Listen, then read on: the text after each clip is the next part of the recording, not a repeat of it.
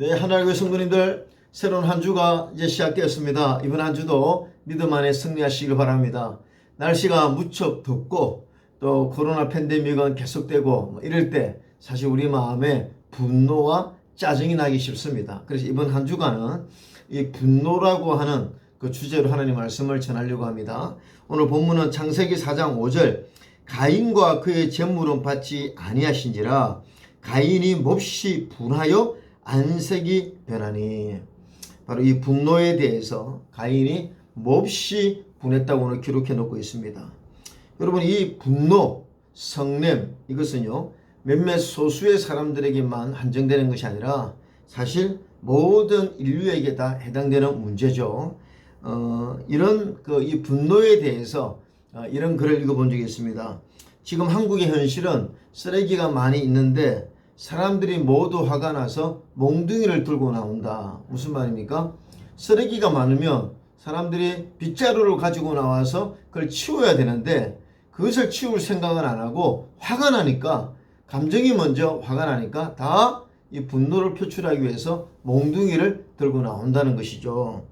여러분, 우리에게 이런 분노들이 많이 쌓여 있다는 것입니다. 한번 테스트 해볼 테니까 제가 5가지 질문 드릴 때 여러분 한번 체크해 보세요.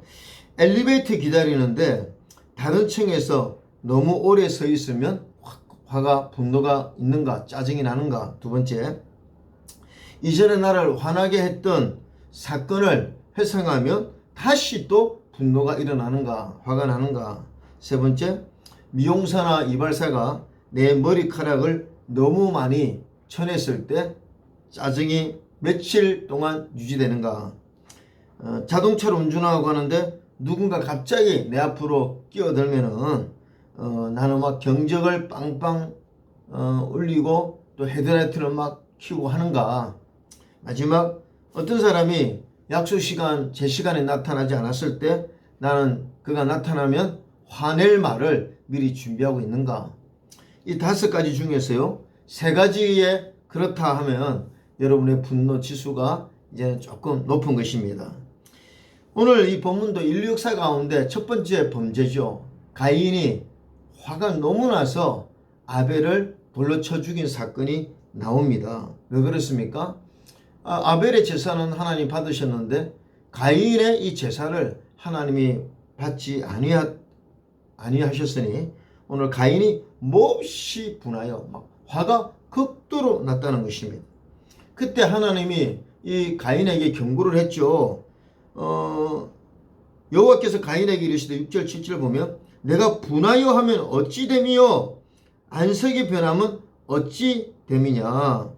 그러면서 내가 선을 행하면 어찌 낯을 들지 못하겠느냐. 선을 행하지 아니하면 제가 문 앞에 엎드러 있느니라.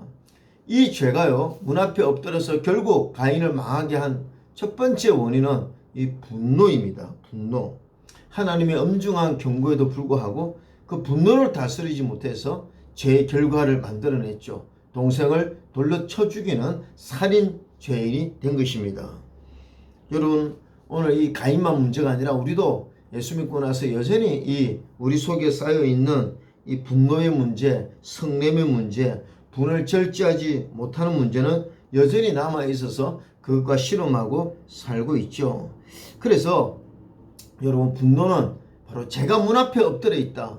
항상 분노가 죄와 연결되기 때문에 우리는 늘 이 분노를 조심하고 절제해야 된다는 것이죠. 죄가 나를 다스리고 그 분노가 항상 나에게 나쁜 결과를 가져다 준다는 것을 잊지 말아야 합니다. 어떤 분이 이 분노에 대한 목사님이 설교를 했는데 성도가 그 설교를 듣고 이렇게 이야기했습니다. 목사님, 저는 화는 잘 내지만 뒤끝은 하나도 없습니다. 저는 언제나 마음에 두고 있지 않고요 화를 내도 금방 풀어버립니다. 그러자 목사님이 그 집사님에게 정중한 태도로 말했다고 합니다. 집사님, 잘 알겠습니다. 그런데 총도 그렇습니다. 한 방만 쏘면 다 끝나고 뒤끝이 없습니다. 그러나 그 한 방의 결과는 참혹합니다.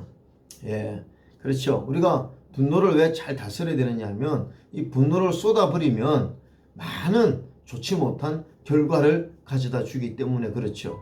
오늘 여러분 믿음으로 이 분노를 잘 다스리는 오늘 하루 또 이번 한 주가 되시기를 바랍니다. 할렐루야. 중보기도팀 조수미 집사입니다. 묵상톡 1분 기도. 오늘은 나라와 민족을 위해 기도합니다. 하나님, 우리나라 대한민국을 하나님의 손에 올려드립니다. 하나님은 디모데 전서의 말씀을 통해 임금들과 높은 지위에 있는 모든 사람을 위하여 기도하라고 하셨습니다. 우리가 한 마음으로 나라의 의정자들을 위해 기도하오니 우리의 기도를 들어 주시옵소서. 우리나라의 정치인들이 정직하고 부정부패하지 않게 하시고 만약 하나님과 사람 앞에 죄가 있다면 공의의 하나님께서 모든 것이 드러나게 하시옵소서. 그래서 죄의 책임을 지게 하여 주시옵소서. 뿐만 아니라 우리나라의 대통령을 뽑기 위한 경선이 각 당마다 시작되고 있습니다. 어려운 시국에 하나님의 마음에 합당한 사람이 뽑힐 수 있도록 하시옵소서. 예루살렘의 성벽을 재건하기 위해 고레스 왕을 준비하셨던 것처럼 우리나라의 교회를 재건하기 위한 대통령을 준비시켜 주시옵소서.